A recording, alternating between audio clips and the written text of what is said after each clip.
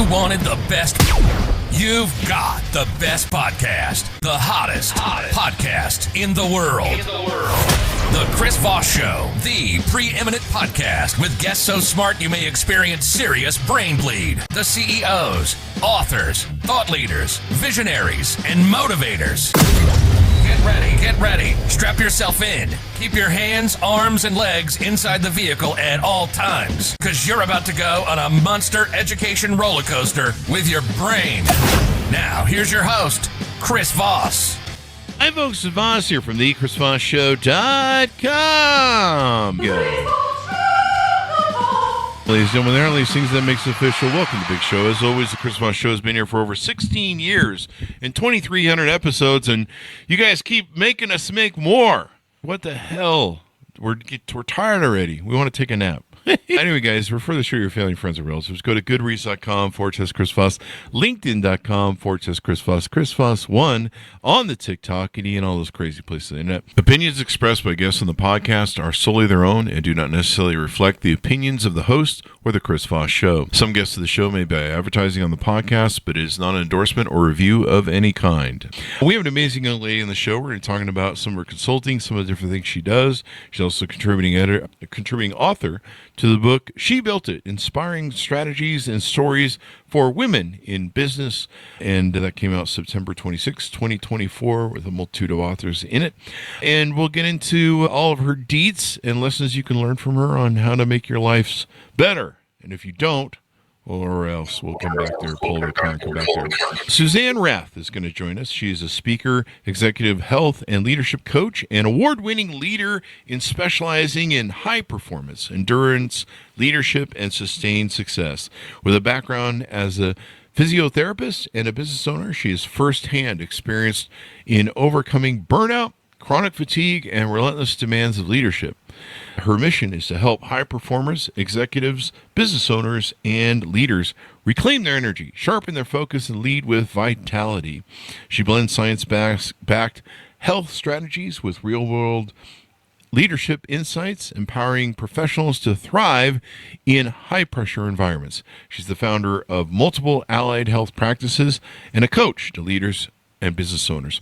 She speaks on sustainable high performance, resilience, and the power of endurance in leadership, drawing on lessons from both business and endurance sports. Welcome to the show. How are you, Suzanne? I'm great. Thanks, Chris. Thanks for having me. Thanks for coming. Give us your .coms. Where do you want people to find you on the interwebs in the sky? Yeah, so I'm on suzannerath.com.au. I can also be found on LinkedIn and all the good socials. So give us an overview of what's inside this book. Tell us what this book's about. She Built It. So She Built It is an anthology of female leaders. It was curated by a good friend and former mentor of mine, Angela Cedrin, who brought together women with really unique stories of how they succeeded in business, how they succeeded in leadership. So mine tells a lot of my personal story and a lot of my background and how I guess Suze 2.0 evolved, which is where I set up my clinics business on the basis of having had a life-changing accident, having rehabilitated myself, gathered a team around me from having had a broken jaw and mild traumatic brain injury, but having that big vision that, number one, I was going to get back to where I was before and do the things I wanted to do, which included running the Boston Marathon. And two, that I was going to build a clinic space that I would like to go to. So that's, yeah. So tell us about your life's journey and some of these things that you overcame and how you navigated your way through them.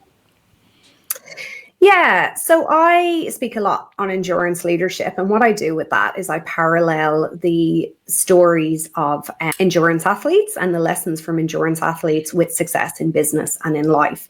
And so when I look at, so behind me, I've got a huge amount of participation medals from crazy endurance sports. So everything from road marathons to half Ironman to cycling across South America. But I'm a very ordinary athlete, right? Like, I'm not going to represent Australia anytime soon, but the lessons that has given me, and on reflection, I look back and I see, actually, I've done a number of marathons in my life. So one of them was moving to Australia. I moved to Australia from Ireland 13 years ago. I had worked in quite high performance sport in Ireland, and essentially I was starting again, building a life in Sydney, building a lot of creative outlets, building a friends group. And at the point when I just had built that up, I then got hit by a car and ended up with this ongoing symptoms, which I later diagnosed as a post-concussion syndrome. And this whole myriad of things, from a constant headache to chronic fatigue to concentration issues. So things that people can't see. And I pulled myself out of that over a period of 2 years because I was determined this wasn't going to be my reality.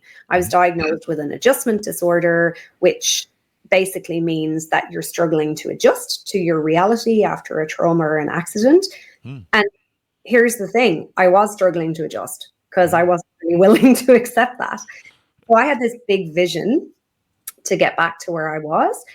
And the next step then was moving to Cairns, setting up my clinic business from scratch, scaling that, and then moving on to this next iteration of my life, which is in speaking and coaching. And what sort of work do you do when you say you set up your business and practice and things of that nature? Yeah, so my background's as a physiotherapist. So I wanted to set up the clinical space that I would want to go to. So a space that embraced holistic healthcare, that embraced preventative medicine, where we thought outside the box, where we treated the whole person, not just a body part. So I wanted that multidisciplinary one-stop shop. And I got there over a period of the last 8 years. Like, I've been the Cairns Businesswoman of the Year. We've won multiple other awards. And a couple of years ago, I realized that actually I'd achieved that vision for the clinics. Oh, wow. And then it became about designing my ideal role within the clinics. So 3 years ago, I sat down, I wrote a letter to myself and what I would love my role to be like. And it was very much as that visionary, big picture thinker, strategy, but not managing the little day-to-day things. So not being involved in every little decision, not being stuck in the weeds, and not pandering to absolutely everyone. So I really had to have a clear vision of where I wanted to go with that. And over the space of the 3 years since I wrote that down, I've gotten to that space where I've built that role that's energized me.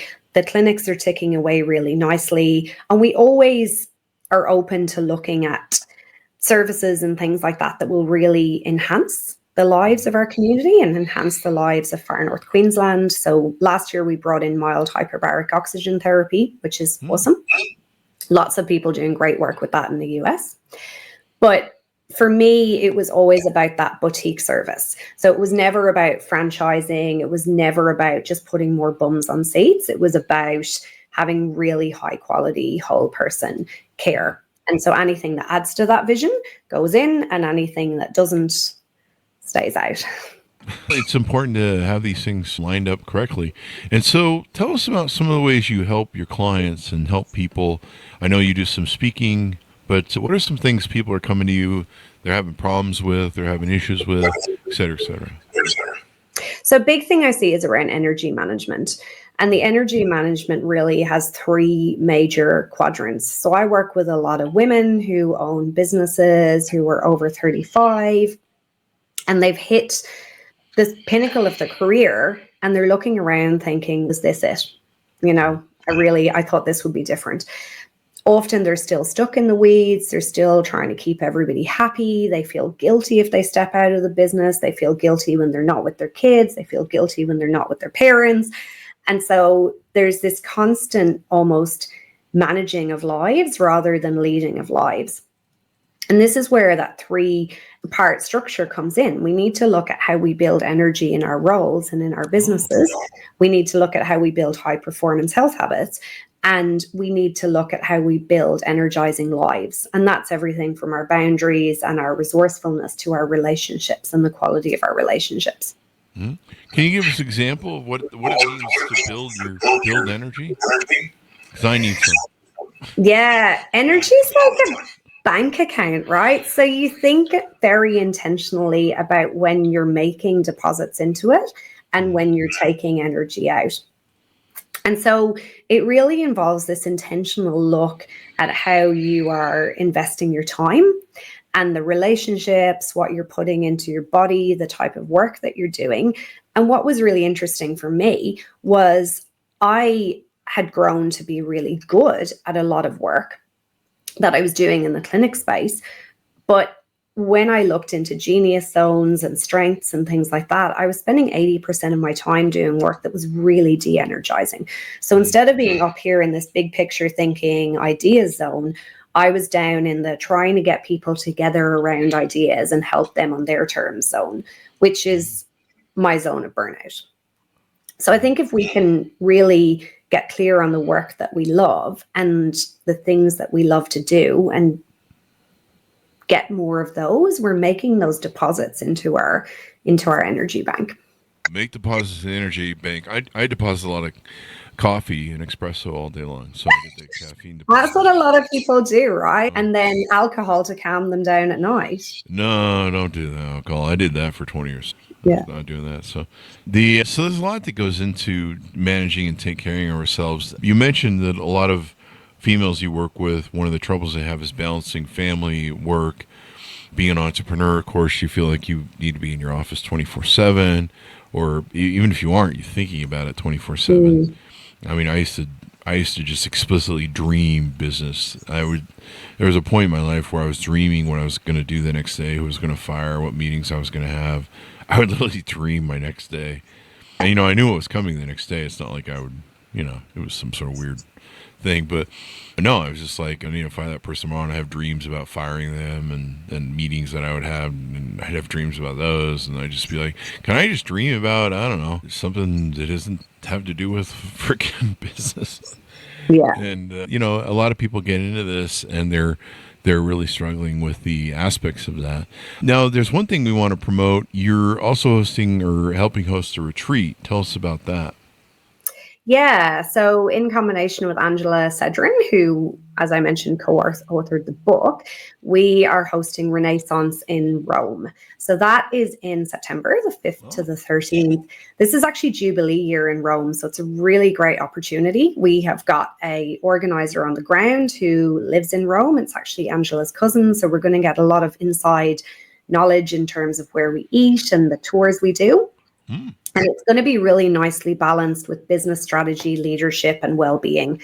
And the purpose is really for women to come to gain clarity on their next steps. They leave with a 90-day profit plan, but also to gain clarity on what really lights them up and energizes them so that they have that success and that self-actualization. You got to have the energy refill. Yeah. Yeah. And the thinking plan. Energy refill over here. Here's my cup. Just kidding. Energy is a big part of it. Making sure you're not. One thing that a lot of people and entrepreneurs are bad at is delegating. And it sounds like you were mentioning earlier about how you're trying to do some stuff. You're trying to do some tasks that you weren't excited to do. And I think in that sort of case, to preserve your energy, it's better to find somebody who's maybe better at that, or absolutely, just somebody who can handle it. So you don't have to, because there's things I do out through my day. There's work pieces, and I'm like, somebody else should do this because I don't want to do it. Yeah. And it's if you got to do it, your brain just sits there and goes, "This is so tedious. This is such a waste of my time," right? And there's a lot of negative self-talk behind it. At least it is just me. I don't know. I don't live. And those things add up, right? Like those little 5 or 10 minute tasks or answering the questions, like they really add up. Yeah. My wife and kids want to talk to me, and I'm like, seriously? Is there somebody else that could do this? No, I'm just kidding. I'm just doing a joke.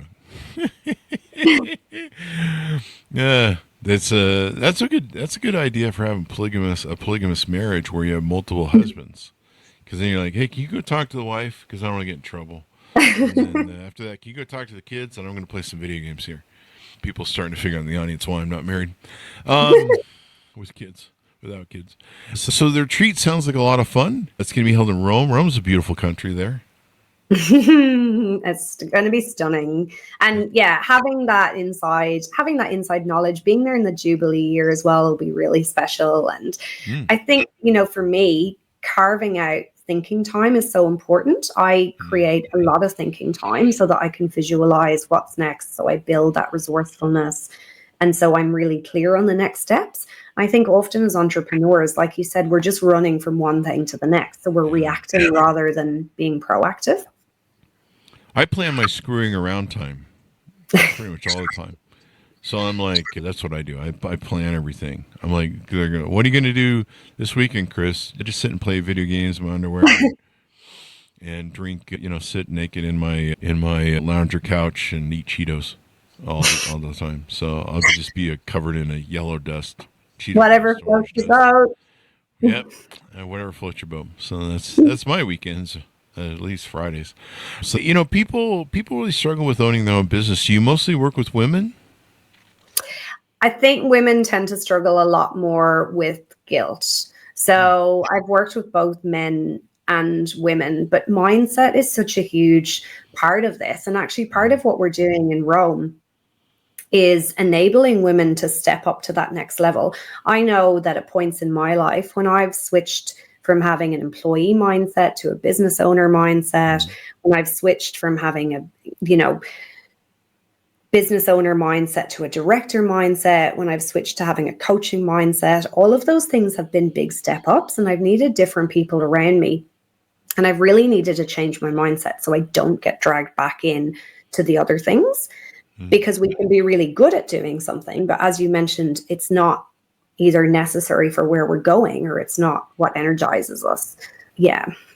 I mean, it can grind you down, man. I remember through my companies getting ground down for stuff and not delegating, not I'm like, I can do this better, et cetera, et cetera. And where do you, with keynote speaking, do you speak all over the world, I guess?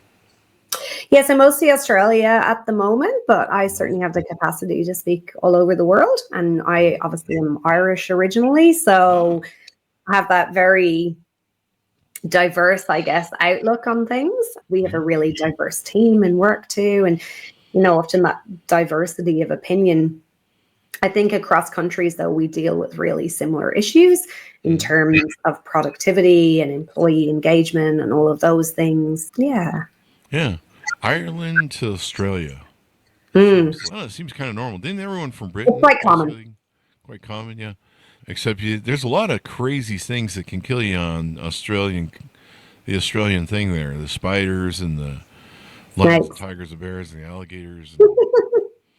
And crocodiles. We call them crocodiles. Yeah, crocodiles. Yeah. You got crocodiles, and you got I don't discern between crocodiles and alligators. I'm running from either one of them. I see one of those, I'm out. I'm same. Sprint the other way. I'm not even going to try and figure out, are you a crocodile or an alligator?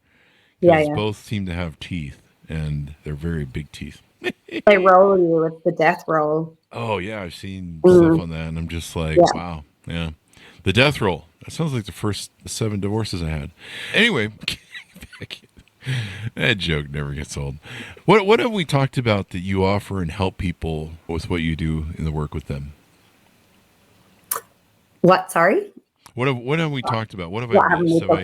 Is there anything I've missed that we want to tease out to people to get to know you better and work with you? Yeah. So I think, going back to the idea of that marrying that health and that leadership piece, a lot of really common health programs now and workplace well-being programs and so on, they actually miss the leadership and they miss the boundaries and the resilience building. And those pieces are so important, because I think as business owners, we've got so many things, like so many irons in the fire, and somebody coming in and saying, oh, you need to meditate, or you need to eat better, or you need to do this, it just becomes another thing to our list of things to do. What we actually need to develop are not just those health habits that fit into our day and actually energize us, but also that laser focus. So this goes back to that endurance athlete model. The laser focus, the big vision, the ability to navigate towards that one vision. Because you don't see a lot of marathon runners that are like, oh yeah, I might just go off and play pickleball as well professionally, right? So that laser focus that we all need to learn from, but also little things like how to adequately use recovery so that we show up with fresh minds, with fresh thinking, so we can actually lead rather than managing. And Can you then tease out a little bit what recovery looks like? yeah, so big key point for me is the scheduling of breaks and intentional breaks. So a lot of people think recovery or self-care is, oh, I'll go to the spa or I'll take like a golfing weekend, right? And then I'll come back and I'll work 70 hours a week and I'll never take a break. I can work really long hours and be really energized, but in the day, I have 2 to 3 main types of breaks that I take. And one of them is a piccolo break. And that's not because I always have a piccolo, but it's like a 3 to 5 minute break where I'm just really intentional about, instead of between big tasks going, oh, I'll quickly check my emails, I'll quickly book a flight. I close my eyes, I walk outside, I go and make a cup of tea, I pat the dogs. So I deliberately give myself that brain break and that break from that visual stimuli. And the research on these proper taking of breaks shows an increase of productivity of over 20%. So that's the seller for me, right? That's the reason for me to finish my block of one task that I've time blocked and to take that intentional 5-minute break. And then you've got your longer sort of lunch, like your reset. And generally for me, I would take about half an hour. I'll just change my surroundings. Again, I try and get out in nature, but I'm very, very intentional with what I do with that time. And so when my phone's away, my phone's away. When I'm not in work, I'm not in work. But when I'm in work, I'm present and I'm focused on those core tasks that I've actually diarized to do. Being focused really helps. I used to do a thing in the morning where I do it during the summers and when it's warm, but there used to be this thing where you would go out in the sun, get your vitamin D, kind of wander through nature, get some peace, all that sort of stuff. And taking breaks and trying to reset, keep your mind clear and everything. I mean, it can really make all the difference in the world when it comes down to it, really. No. So anything more we need to touch on or tease out about what you're doing before we go? No, I obviously, for conference and professional speaking bookings, I can be contacted via my LinkedIn and can present online or in person. And otherwise, love to chat further about high performance coaching and Renaissance in Rome. So people can reach out to you, they can set up calls, all that sort of good stuff. Yeah, absolutely. Thank you very much for coming on the show, Suzanne. We really appreciate it. Thanks for having me, Chris. And thanks to our audience for tuning in. Order up the book wherever fine books are sold. It is She Built It, Inspiring Strategies and Stories for Women in Business. And you can reach out to Suzanne for her Rome. Nice way to get into a beautiful city.